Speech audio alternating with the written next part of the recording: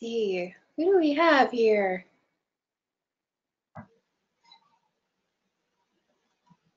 Good afternoon.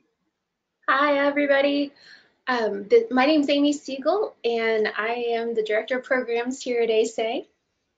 And I'm Tina Wiseman, and I look like a drowned rat, I know, but I've been in this rain and just came back in, and I don't know if it's raining buckets where you're at, but it is in southern Indiana, so pardon the appearance. Welcome. I'm your strategic planning specialist. And we are glad to have you all here. Today we're going to be talking about data collection and vision. So we like to start on time and end on time, so I'm going to go ahead and turn off my camera. And we'll just jump right in.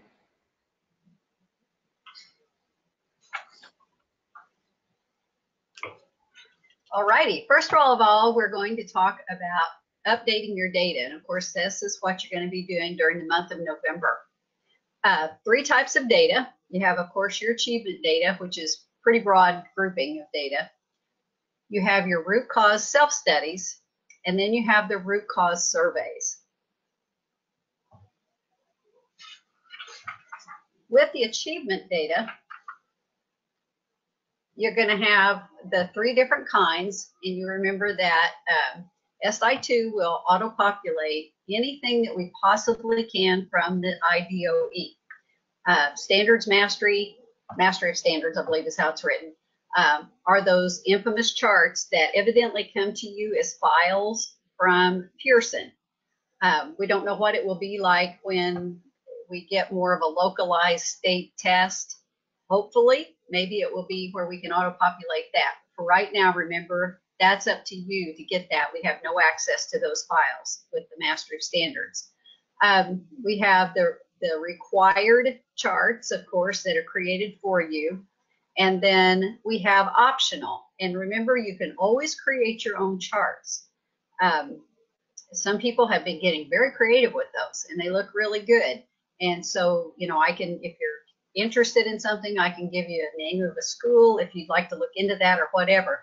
But there are some good charts out there, and we want you to keep as much information as you want to online.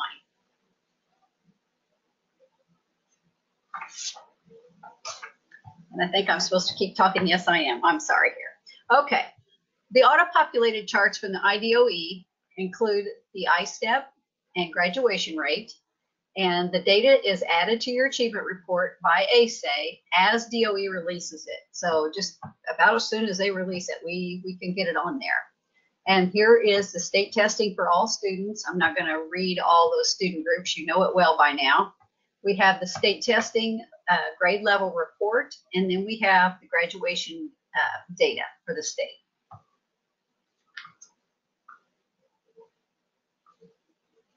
In your required data charts, as Tina said, we cannot get those I-step standards mastery charts. We cannot get those from DOE. They don't provide an Excel file for that. So those have to be filled in by someone at your school. And as Tina said, you get the data from that from your from Pearson. And other charts include the mastery grades, promotion rate, and then there are other charts that come from your school records. So they're not things that we can put in, but they're there, and you can populate those with your data. The data is generally added by the achievement data point person for the steering team. But also a lot of times we'll see that steering team members help, because this is a pretty big job. So if you can pitch in and help your achievement data point person, I'm sure you will be adored. A quick reminder about mastery grades. This is the report card grade that usually indicates that a student has mastered the state's academic standards and is reasonably expected to pass the state test. So your team will need to have a discussion and decide, what is our school's mastery grade? How will we determine what the mastery grade is? And how are we going to communicate that to teachers, students, and parents? So a sample statement might be, students who pass state tests usually earn A's and B's on their report card. So that'll be something that you all need to decide at your school what a mastery grade is. And you'll see on your charts, there's a place where you put that in, what you've decided about your mastery grades. And since you're on your update 3 cycle, this is a really good time to go back and see, is our mastery grade what we need it to be? Is it accurate? Do we feel like that's accurate? All right, and then when we have optional data, schools will create their own charts if you want to, and this is just as needed. Some people like to have everything under one roof. Some people like lots of different areas. So it's just, you know, if you like the way your information works right now, that's fine. If you want it on here, that's fine too. So the school can create its own chart. There's some examples. NWEA seems to be a big one. Terra Nova, Dibbles, the NAEP, and then a reading vocab quiz. I have a feeling that as more of the different assessments come on board with the state, that, you know, we're going to be seeing more and more of that. So, you know, that's totally up to you. And Amy, since you're the one that's kind of the guru of this, I'm going to run through this, and then if there's anything you want to add in, please feel free to.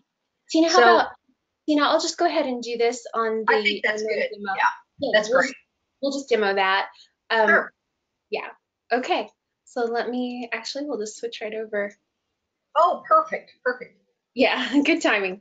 Yeah. Okay. So we're in update 3 and we're in update data. And let's just start, well, the things we've talked about so far, let's look at our ASAI required achievement data. And this is my sample school, my demo school, and we've tried to make this look like your school.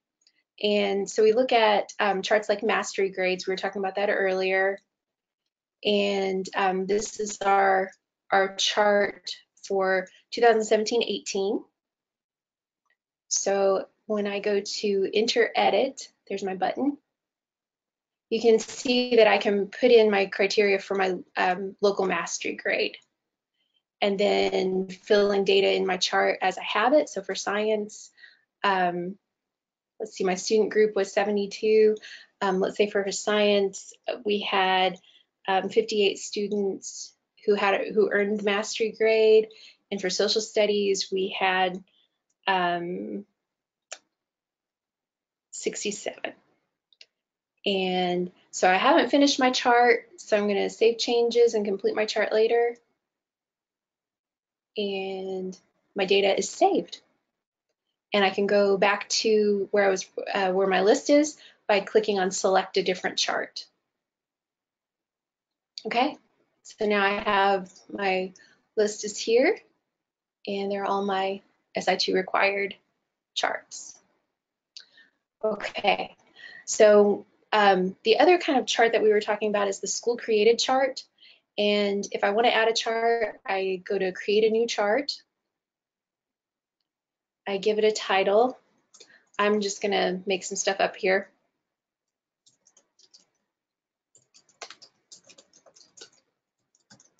My student group is all students, benchmark, passing, records, and a note for myself. So I'm going to save. Now, as we get into this, we have a couple of choices that you're going to make. So when we're creating a new chart, we need to decide what data do we have and we'll enter into the charts. Do we have numbers or do we have percentages? And if you click on numbers, you'll see that we then give you some examples of this. So if this is a top chart, we're going to list down the side all of our student groups. And if this is a side chart, we're going to list the standard instead of the student groups, and then we're going to have the number mastery and the percent mastery at the top. So those are an example. Let's say in this case that we are creating a top chart. So I'm going to click on create a top chart.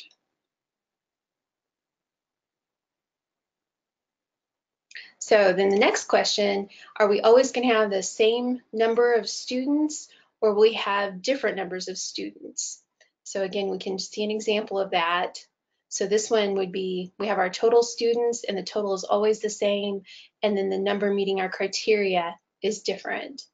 In the different number, or different student numbers, for each criteria, then we would have a total. So just looking at the data that you're going to be putting in, you can make that decision. And I will say, don't be worried about making a mistake with this. This is something that you don't invest a lot of time in creating one chart. So that's where I would start, is create one chart and then start putting, try to put your data in it. If it works for you, great. Create as many of those charts as you need, or that kind of chart. So if you have, let's say a test that you give at each grade level, start with one grade, create your chart, put some data in, see how it works. If it doesn't work, if you're like, oh, no, that wasn't the kind of chart I needed, you can just delete it and try again, okay? So let's say that we're gonna do the same student number, because I think that's pretty common. And, oh, I can decide here, do I want one line for all students, or do I want to include disaggregations? So if I say include disaggregations, now in my preview, I have all of the student groups. I like that because, I think that it's good to have those student groups so that we're keeping an eye on any gaps that might be happening. So we'll say,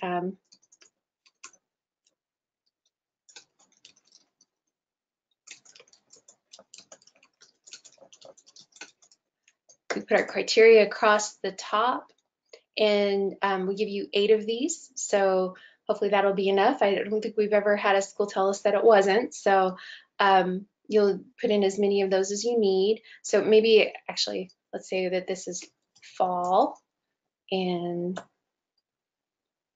this one is spring. So if you've got different administrations that way. Okay, well, then we're gonna save and continue. And we get one more chance to look at it. Is this still a good chart title? Is my student group good? Maybe I need to change that to first graders. So I can do that here. And then I also, down at the bottom, I can decide when I want to start this chart. So if I've got past data that we haven't put in for this, but I'd like to, so we can see some trends, I could back up and have this chart start with 2016-17. If this is the first year that we're giving this assessment, then I can choose 2018-19, and I don't have to worry about any past years. So we'll say that this is something new, and we're going to start it with 2018-19. And I click Create Chart. And then at the top, it lets me create another chart if I want. I can go to my list of charts, or I can go straight in and enter data in this chart. So I'm going to return to the list because I'd like to show you, where's my chart? Well, I'm not sure what happened. Oh, I know what happened. My default year is 2017-18, but I said that I wanted this to start with 2018-19. So now I have 2018-19, and there's my new chart. So one thing that you can do, if you ever want to delete a chart, we have your delete icons out here. Let's say this old chart, we don't use that anymore. I'm going to ask if I want to delete it. It's going to ask me, do I really want to delete it? And I say, okay. And now in 2018-19, that chart is gone. So I cannot edit my chart, but I can put data into it. Okay. So my total students, we'll say, is 100. And we'll say that 75 passed in the fall, and then 85 in the spring. And I save changes. And now I see the data that I entered. And as always, I can go and select a different chart. Okay. So yeah, that's something important to remember. If you create a chart for starting in 2018-19, right now your default is 2017-18 because that's the year that you probably most recently have data for. So keep an eye on that. Just you might do exactly the same thing I did. So, and then going back to our process page, let's look at our data report. So we have that listed in step 3 and step 4. They're going to pull up the same report. But I just want to show you the state testing, what that looks like on your report page, because there's no need for you to enter anything, so we don't list those anywhere except for on your report. So we start out with state testing all students. We have our all students I-STEP math. Our data is filled in here in the chart. And then we also have a bar graph. And if you hover over your bar graph, it'll remind you what year and give you the numbers there. And then our next chart is for the standards mastery. We haven't put that in, and we need to. And then we get into drill down reports. Again, this is anything that has a bar graph is something that's been auto-populated from the state data. And then finally, if we keep scrolling down here, we get into the school populated charts like the mastery grades that we talked about. And eventually, there are a lot of these. These get broken down so that you can see years compared to each other. And so you get one for each. And then, so down at the bottom is the chart that I created. And you can see in 2018-19, this is my fall and this is my spring. Okay? So it's all here, and there is a lot of it, but it's all good data to go through, and you'll be doing that later in the year. This takes some time, getting your achievement data put in. Even though we try to do as much of the work for you as we can, it will take some time. So we want you to start that this month so that you have everything in place when you need it, when we start examining data and making goals adjustments. Okay, so that, are there any questions about the online system for achievement data? Not seeing any. Okay, so we'll move on and yeah, hand it over to Tina. All righty. Then we get into the root cause self-studies. And these are the short answer questions that you'll be doing during the month of November as well. You may wonder how these come about. And for ASAI, these are based on ASAI's elements of high achieving schools. And you'll remember from the surveys, it's broken down into those areas. And so, and I almost double dog dare anybody to come up with something that's not covered in that. I have tried myself, and it's really a nice broad coverage of everything, but yet at the same time, then by breaking it down into those different elements, we hit all facets of how schools that are doing well are paying attention to those items. These are required for all schools. So that's the one thing that everybody will do, that short answer question on the self-study. The other self-studies are going to be determined by your SIP uses. Of course, most everybody wants the one for Indiana Rules and Regulations because that's Public Law 221. So 9 times out of 10, well, 10 times out of 10, that's going to be checked. And then the others just depend upon what you need.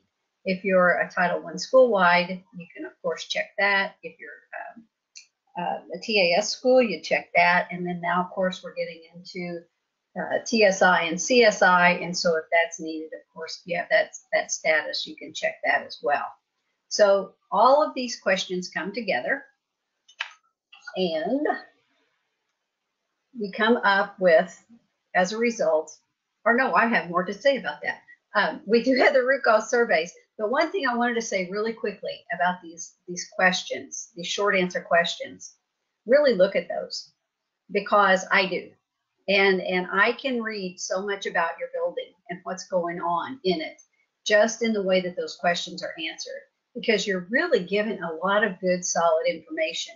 And always remember that when you go back and as you go through the process, and then when you start figuring out interventions and root causes and all that, you've done a lot of work here. And so you can go back and look at that. And if you have an area where, for example, with parent communication on something, you say, well, we're really not doing that right now. Well, that's going to be a big deal, because that element's going to be missing in everything that you're doing. And that, of course, is a vital thing. And so always don't just answer these things to get them answered. I know sometimes it just feels like, oh my gosh, more busy work. But this is really good information that builds this foundation that you're going to be using then as you go throughout the year. So always just put it in the back of your mind to remember that you have all of this foundation of information here. So when you look at, root causes and everything else, go right back to those self-studies and look, because there's where you will find a lot of your answers to those questions. And then you can build really, really solid implementations and interventions. Now, we have the root cause surveys. And of course, these are required every 3 years. They're online for all groups except K through 2 students. And we did have an interesting question about that today, about what to do, because most everybody, especially, have Chromebooks now, or they have MacBooks. And so remember that you can always use a Google survey if you want to with your K1 and 2 students. You can do that however you want to. You can just, pull those questions up, drop them in. I'm not real fine-tuned on all of the very, very specifics of that, but I know that Amy uses this a lot, and so she's a good source for that. And so if you have any questions, be sure and send me an email or give me a call about it, and we'll definitely get you an answer on how to get that done. Remember also, a really nice thing about these are that they can be administered on any kind of device with a browser and an internet connection. So, when somebody says, oh, I don't have any, connection to this. Well, if they have a cell phone and they have, it's a smartphone, they can sit in Whoopie Burgers and, and do their survey. So, I mean, it's really happily kind of a non-negotiable. So, you can get tons of parent information. You can get tons of community information, all of the different groups that are in your towns and cities, all the different, like the Kiwanis and different ones, they could all just take that during one of their meetings. And if they've all got a smartphone, or might be a couple laptops or tablets in the room, they could do it. And you're going to have so much good information. So there's really no excuse for not having some really good, lots of survey takers and lots of good survey information. So we'll go through each group and talk about some tips for getting surveys. So with student surveys, we find that this is usually done in class. So our steering teams will distribute the student survey codes and the survey web address to teachers, and especially in the elementary level, anytime teachers have a spare few minutes to get those surveys done, a lot of times they leave them up to the teachers. But also we've seen that our steering teams will ask, let's say, all third period teachers to give the survey on a specific day in a specific week. And so, if you wanted to stagger that for some reason, whenever kids have access to technology, like Tina was saying, a lot of schools have Chromebooks now. So, just making that a part of some class. Maybe it's activity period, maybe it is advisor advisee time, but just find a way, work with your teachers to get that done. Our K through 2 students, typically those are done in class with teacher reading questions and students raising their hands to indicate yes. And then the teachers just tally those and hand them into the steering team, so the steering team can add them all up together. So that, I think more schools feel comfortable with that than any other method. But if there's some way that you all find to do that, we're always interested in new ideas. but we don't provide that online because typically we've just heard that those kids aren't ready for an online survey. So, but yeah, as you decide. We do require that 95% of students must be surveyed. So Tina will be looking at your building population information turned into DOE and looking to see 95% of students. So find a way. There's always a way, and it's good data. You definitely want this data. Oh, I skipped one. So teacher survey tips. A lot of times, again, since we can do this on pretty much any device, if you have everybody bring a device to the staff meeting, you can spend, the first 10 minutes taking the survey. You can also send an email with the teacher survey code and the survey web address, and they can do that at their leisure. We've had some groups who have come up with very cute ways to attach the survey code and the web address to a candy bar and place those in the teachers' mailboxes, just to kind of sweeten the deal, I guess. Again, we need 95% of your teachers to be surveyed. You don't want to do a sample group because you really want to have all perspectives of your teachers represented in your data.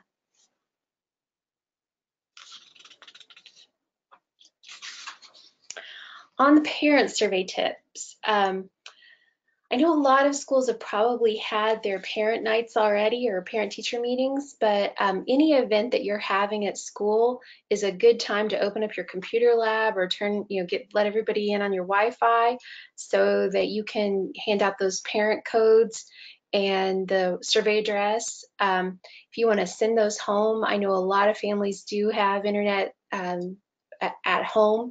I know that some who don't are used to finding internet at their library, at a local business that has public Wi-Fi. So just, try to think about where in your community parents can access internet, if not at home, and point them to those places. We've had some schools who have given parents like a little ticket at a ball game, and that has the parent survey code and the survey web address, and then they ask all parents to take the survey on their smartphone, maybe during halftime. Or like I said, opening computer lab during an event. Work with your public library. Public libraries are wonderful resources, and just ask them to have that ready to go and to interact with parents who are coming in and ask them, have you surveyed yet? And get them to give that feedback while they're at the library. So we ask for a minimum of 30 parent surveys, but that's really not enough. I'm going to say you have to have at least 30, but you want more than that because you want to get as broad a range of parents giving you feedback about your school so that you have that data. So do your best, be creative, think about involving groups like your PTO, your National Honor Society students, anybody who might be looking for a service project, recruit them and have them help you get this done. This is the one that I really like because it's the community survey tips. And to me, this is always the ultimate challenge, but it's also this untapped great resource. And so many times, and I know when I look on like the community members that say yes, they'll serve on the community council, those numbers are a lot of times pretty low compared to everybody else. And I can remember when I was an administrator and I would ask community people to serve on the council and everything, usually they would just look at me and say, you're doing fine.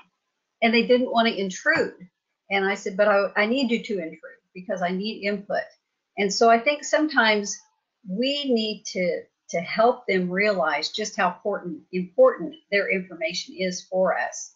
And so here again, just like Amy gave you all those great ideas to get parents involved, you can ask the community parent members who are not parents to take those community surveys on their smartphones at ball games. There again, that idea with the ticket, that's a great idea. And, and you could even, pull out tickets during the, and if they do their survey and then they could go get a free Coke at the concession stand, or, there's just all kinds of things to do. You should probably got some t-shirts you can't get rid of that's from the school. So, I mean, there's all these different things that you can do that are great. Always remember, ask the Chamber of Commerce, ask service clubs, because service club people they're going beyond. Service club membership normally are not people who are reluctant to help, are reluctant to jump into things and to be, useful. And so you ask those people this, I mean, they're going to help you out. So don't be bashful. Faith-based organizations, put the survey code in the church bulletins. That's an easy thing to do. And then when the lay leader or whoever it is starts giving out the announcements during the morning service or that evening service or whenever it is, just have them, remind them to say, and oh, by the way, if you would take that home, take your bulletin home, take the survey as a member of the community if you're not a parent, and how much the school will appreciate that. You can take this to book clubs. You can take it to the library, of course. You could take it like a college campus. Lots of junior colleges around and things such as that. So and some of you your community people may be students there, and so they may want to make that maybe a part of a project of something. And so just seeing how all of this works. You've got your PTA, you've got student council, you can do, door-to-door campaigns, you can do, oh my gosh, there's just so many different ways to do this. Too many times we overlook the obvious. So just think of any way that where people are together.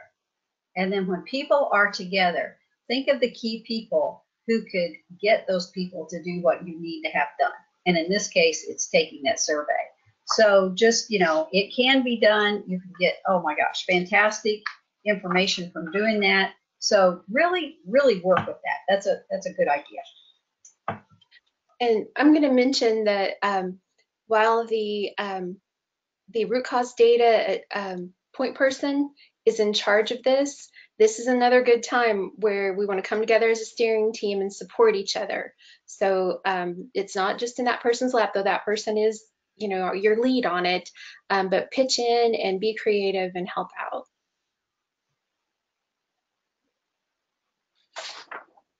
Okay, so right now you may have some tips of your own that you found that is just this absolutely wonderful thing.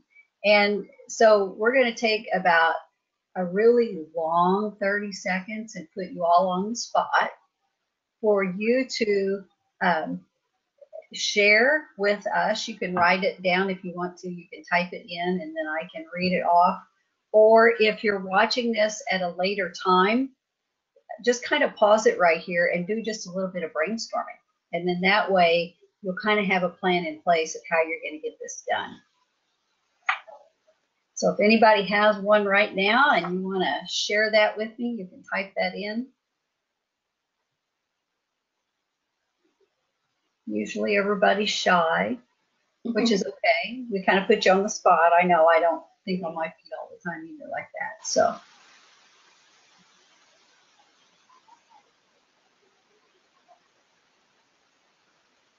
Okay, shyness wins out. So Amy, let's just go right ahead. I've already given all my best tips, Tina.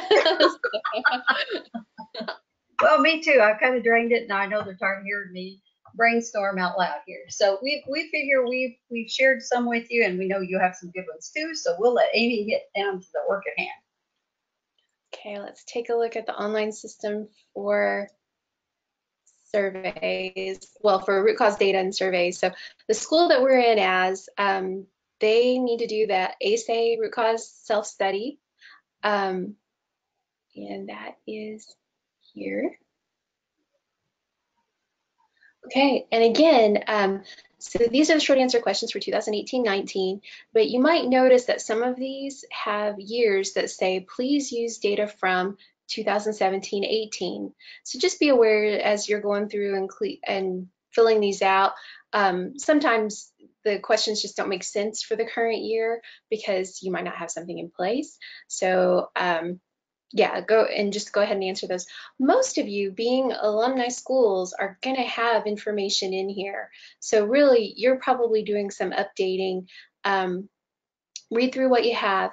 This is a neat trick. Most browsers these days, you can click and drag and make this box bigger. So if you need more space, anything that's a text area, some of these are small and you know, just a little question, so you wouldn't be able to do that. But that's a nice thing that most browsers will do if you're working on a laptop or a desktop computer. So that can help you also if you need a little more room to read your previous answers.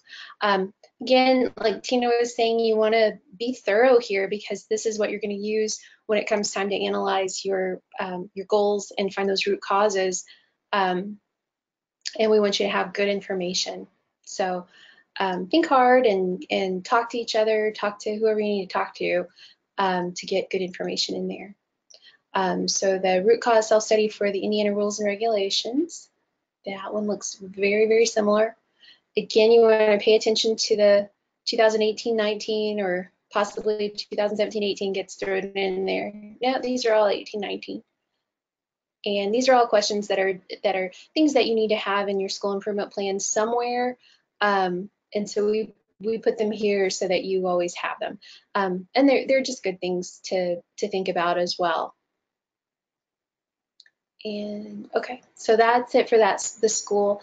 When each of those sections is done, we just submit like normal, and Tina will do the review.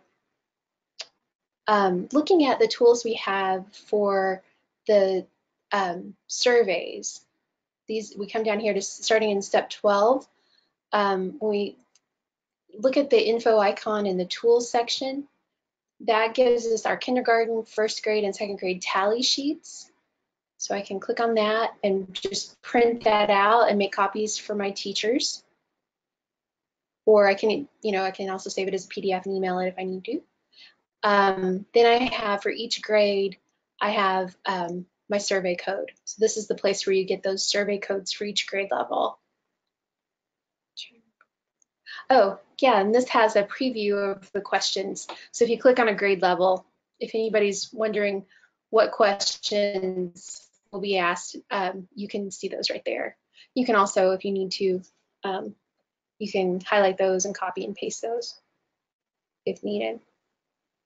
So that's for all the grades. This is a K through 12 school, so I've got lots of grades. We have some instructions down here about the K through 2 tallies and the online surveys. Going back to the process page, there's an enter icon for the student surveys, and that's for those kindergarten and first and second grade surveys. So when I have everything tallied, I can put in how many students participated and then how many agree with each of the statements. And I save that and it becomes part of my survey data.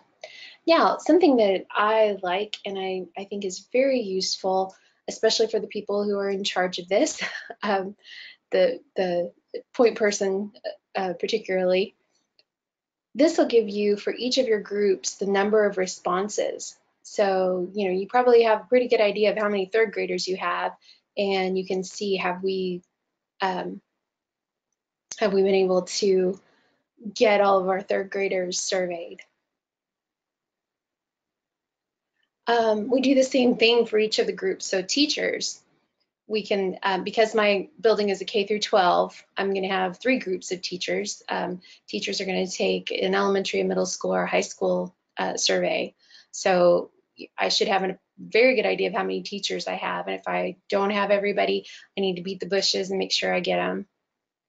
And then again, same thing for parents and community members. So those are the info icons in your report column. So keep an eye on those and make sure that you're getting your surveys in there. And then at the end, you have your root cause survey report. And that, because the school that I am has not surveyed for a while, our most recent survey is 2014-15. Yours is going to be 2018-19. And this is just a breakdown so that you can run different reports. I'm not going to do that right now because this is one of those demo schools and we don't really have data, but that's where those are.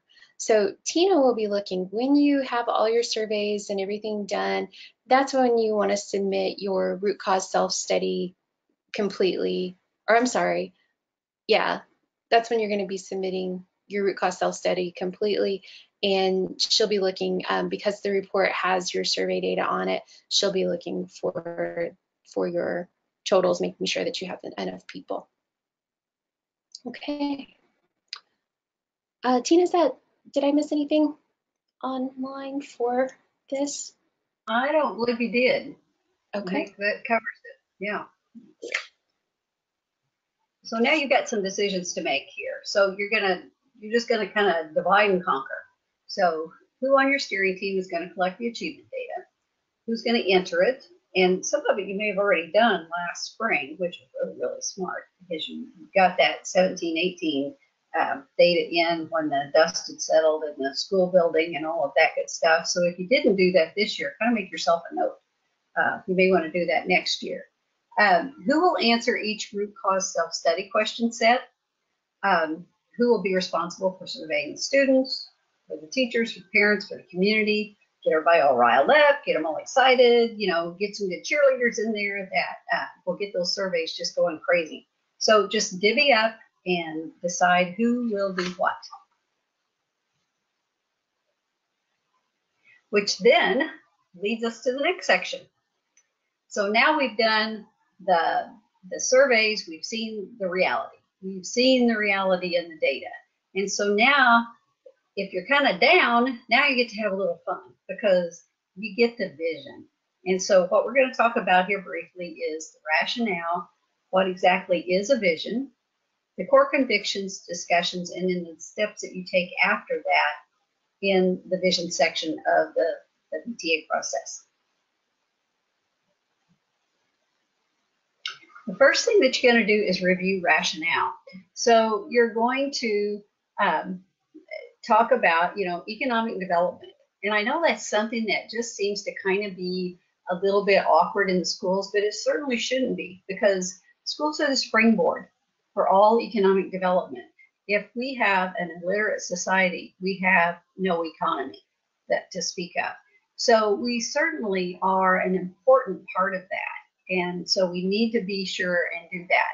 We need to talk about the high skill and career ready kids, how we're going to do that. Post-secondary completion and social justice. So when we look on this first item, that's all right, Amy, go ahead. We look at economic development. And so you can look at this, and this is a chart that was done a couple of years back. And it says, if you were the CEO, where would you send your jobs? And you can see the low skilled jobs and the average manufacturing wage in the United States is $17.20 and India is 25 cents. So if you're looking at the bottom line financially, this one's kind of a no-brainer. And, right, wrong, or indifferent, we don't get into that argument, that discussion. But when you look at numbers like that, you can see that, this is an important conversation to have. With the high skilled jobs in math, we're 10th in the world. In science, we're 11th. But the interesting thing, I remember the first time I heard this, I laughed out loud and I thought, oh my gosh, that's terrible. We may be in double digits across the world in our real solid subject areas, but when it comes to creativity, we're number one. Because we are a creative bunch, because it's just the way we are. I mean, talk to anybody and say, oh, those Americans, just crazy creative with things, because this has been a birthplace of so many inventions and so many things. But we have to remember, other countries are emerging. And so even that status is going to be in question at some point in time. So we need to be really jumping into all this and keeping this going on. We want to improve our schools for all the kids so that they can compete and they can do well. We also want our kids to be career ready. And so, and this has really come to the forefront lately. And I'm glad to see that because we need employability skills. We definitely need that. And we talk about, applied knowledge. We talk about effective relationships. We talk about workplace skills. Kids need applied knowledge in the basics, in STEM, but they also need reading, and they certainly need writing skills. They need to be able to communicate well. They need critical thinking skills. They need to be able to analyze and reason and problem solve and so on. But they also need interpersonal skills because they're going to do a lot of collaboration. They're not just going to be off by themselves all the time, but they may be off by themselves once in a while, and they need to be able to deal with both of those. They need to learn how to have a positive attitude where the world does not revolve around them and every project that they want to do. So, I mean, that's not an unfair thing. It's being very fair to the kids to get them into this mood. And then, be good contributors. They also need to learn personal qualities. I know some of this should be within them and it should be coming from the home, as we all agree, but we are responsible to do this as well because we show them the school facet and then we show them a little taste of the work world and how all of this just keeps playing out through the different arenas in their lives. And then those workplace skills, they need resource management. They need to know how to find and use information. They need to be able to speak to one another and communicate clearly. I think that's one of my pet peeves anymore is just this total lack of communication that no matter where we're at. Systems thinking, we need to, make sure that they're doing well in that area as well as technology use.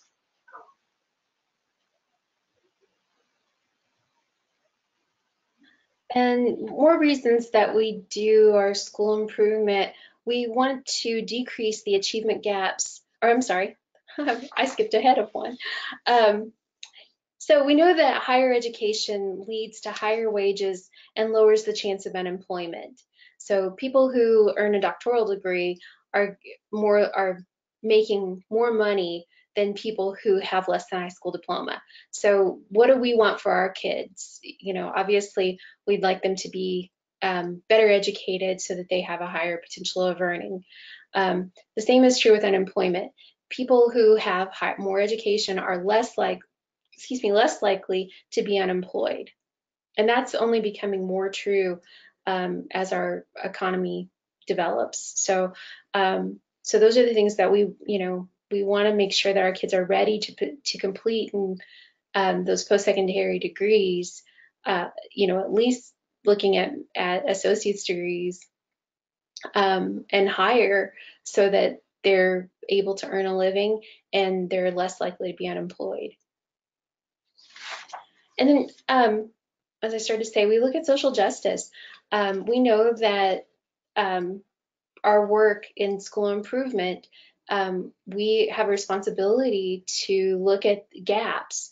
We can look at enrollment by income level. So, kids who come from higher income homes are more likely to be enrolled in college, more likely to complete college. So what can we do with our students who are coming from lower income homes and in preparing them for higher education and making sure that they're ready to complete their degrees? We see the same gap in race. Students who are in white homes are more likely to enroll in college than students who are in African American, for example. So this is, again, where we feel like as educators, we have a responsibility to look at those gaps and do what we can to close them. All right, so those are the rationale for why we do school improvement work. And as we talk about vision, we just want you to keep those rationales in mind, all the reasons that it's important to be doing this school improvement work and to put so much into it. So a vision statement is a lofty, bold statement of the way our school will be if all of our dreams come true for kids.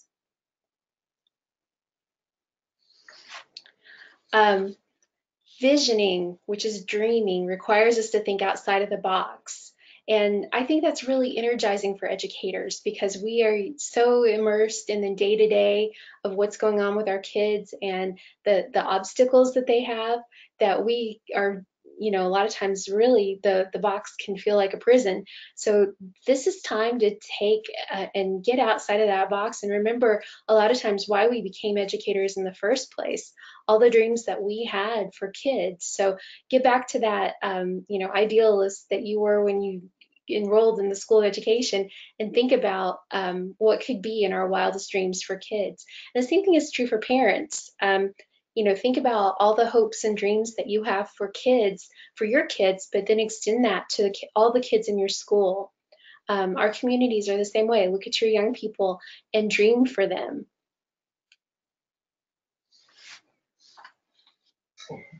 And my guess is there's not a teacher out there alive that doesn't have some really strong core convictions. Our vision is based on our personal core convictions. And of course, those core convictions are beliefs that we hold in our hearts about kids and learning and education. Our hearts go out to kids. We know that. That's why we do what we do. We want them to learn. We really want them to learn so that they can defend themselves in the world of work, and they can have decent lives, and they can raise good kids of their own and just keep that process going. And we also know that they're going to get it through a good education. So really get to the core and get to the heart of the matter with this and think about your personal core convictions. So then when we talk about examples of these core convictions, and these are just 4 examples that have come up from our minds. All students deserve to grow up in a culture of high expectations. I don't think anybody would argue with that. We want high expectations for kids. We think that all students deserve to master rigorous standards. We have the rigor there. We need to make sure that we fulfill that and that they master those. All students deserve to be engaged in their learning. So, that's a very important thing. If there's a lack of engagement, of course, there's a lack of learning. And all students deserve to have an adult to guide them. Some of them may be outside of the school walls, but some of them may not.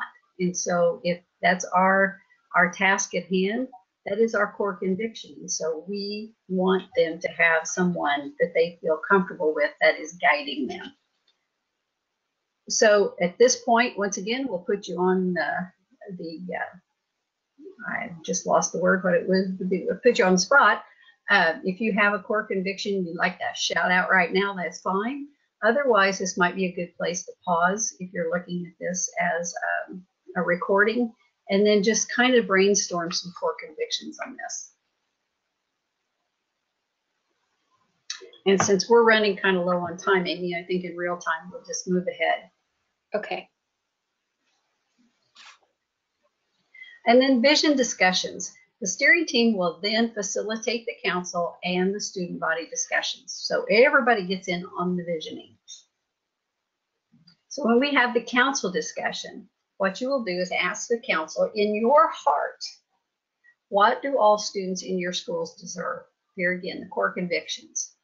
And then once you figure that out, based on those convictions, if all of your dreams for kids came true, now remember, don't let them rationale themselves out of this, out of a vision.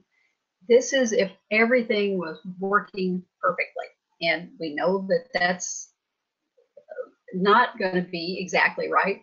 But we know that if we limit this, we're going to bump our heads on the ceiling. And we don't want to leave anybody out. So let's just say, sky's the limit on this. Based on these convictions, if all of your dreams for kids came true, what would it look like in your ideal school? What are the adults doing? And then what are the students doing? And then as a result of the cold hard data, what % of students are passing both the state math and English language arts tests? So, what are the adults doing? How's that school look? What's going on there? And then how are the students reacting to that? And then what are the cold hard numbers that come from that? My guess is it'll look pretty good. I just wanted to mention, that there's a saying, if they can dream it, they can be it. This is one of those things you really want to be able to dream, because, if we're only looking at how things are, we can get really stuck in that. So really encourage your council to think about, what are their core convictions, and then how things would look if we were all living by our core convictions in our school, and all of our dreams for kids came true. It can be hard. So you might have to, wait them out when they are being a little quiet. They might be a little embarrassed to kind of open themselves up and say, something that sounds really hokey when you know the reality. But don't let them get out of it. Keep at them until they give you some answers, and watch those lists grow. It's really, to me, it's one of my favorite things, because you can really see what's in people's hearts. Sorry about that. I just had to jump in. Nothing wrong with that. And then in your student body discussion, you're going to download the planning guide for details. And then you see your discussion topics. You're going to describe the ideal teacher. That ought to be fun. And then describe the ideal student. Now, here you're going to get some good info. So, because I tell you, out of the mouth of babes, I read more than neatest stuff from these student body discussions. So be sure, and there again, let them realize that this is a vision. Teach them about visioning. There's a teachable moment here. So that is what will be covered in the student body discussion.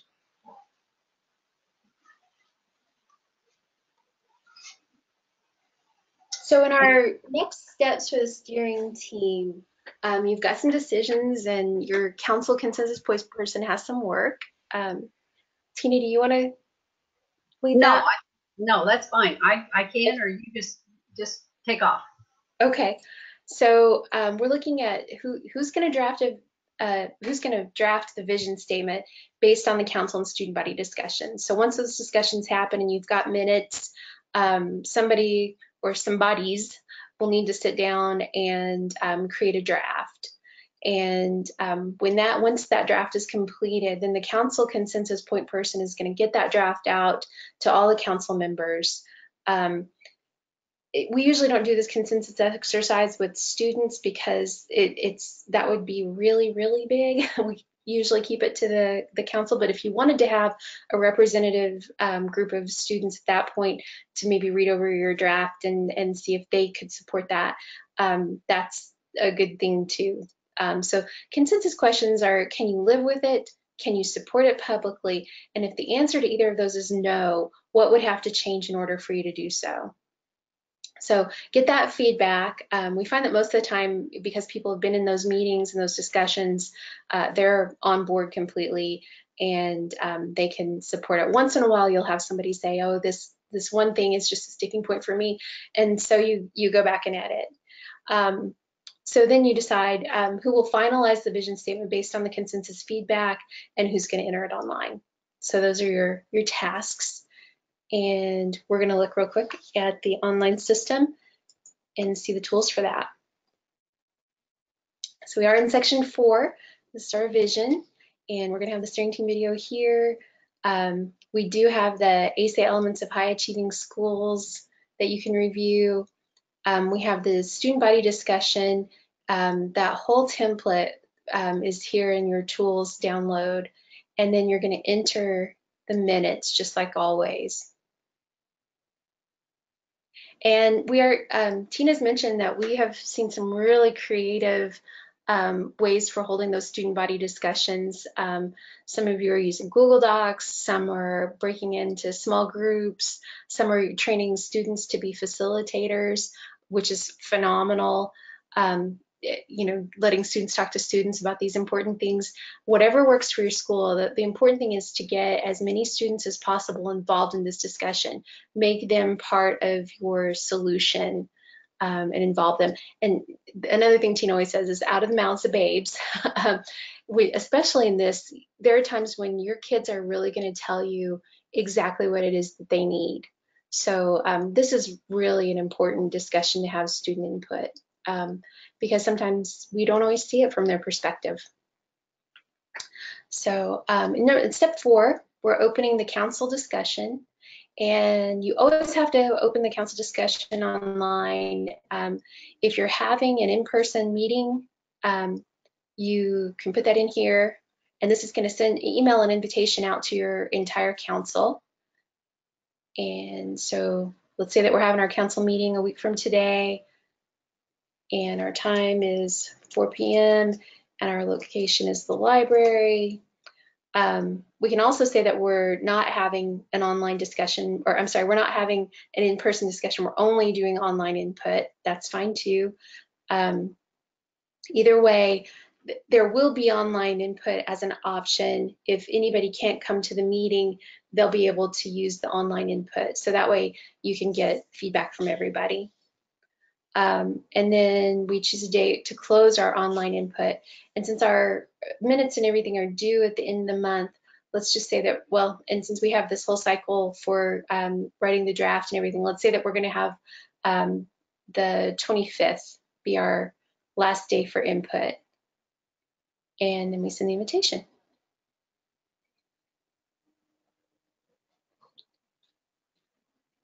Okay, so this page now tells me that when I come back to it, it'll tell me that our discussion is open, tells me about our in-person meeting details that we sent out. And then I can also, if anybody says that they can't find their email where they have their link to do the online input, I can just click their envelope, say Steve, and it'll ask me if I want to resend to this person's email address, and I say okay, and it'll send it again.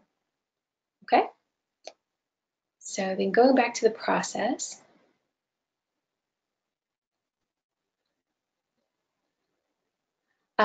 I monitored the discussion. Remember that we really need to have our steering team members going in and monitoring discussion, so it's easy to get to. You'll have the email with the link in there.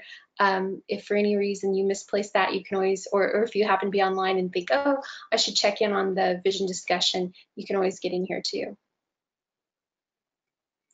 And we have our minutes, our vision update summary, and those look like always. Since we're having an in-person meeting, I have my groups.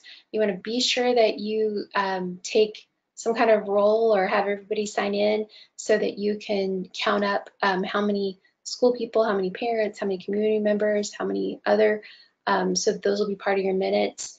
If you're doing this online, you will get there's a link to see the breakdown. The online system has identified folks as parents or community members or teachers, and you'll see a breakdown there. That's what it looks like. Lets you know your percentages. And then you can also go to where you can monitor the discussion from here. And then you put in your summary, just as you always do. We do have the consensus, sample consensus letter that you can download in the tools. And then you'll go in number 8, after we have consensus and we're ready, we can go in and update our vision statement.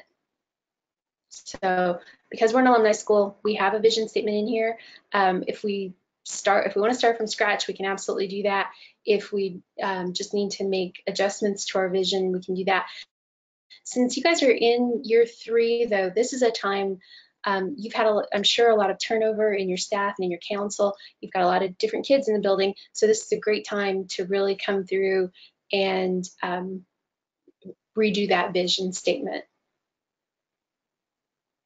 And as always, you're going to submit that. Your rubric items are the last step, but a lot of times it's good to look at that the very first thing and just go through and see what the criteria are for your submissions. So you have no surprises, you know exactly what is expected. And that is the online system.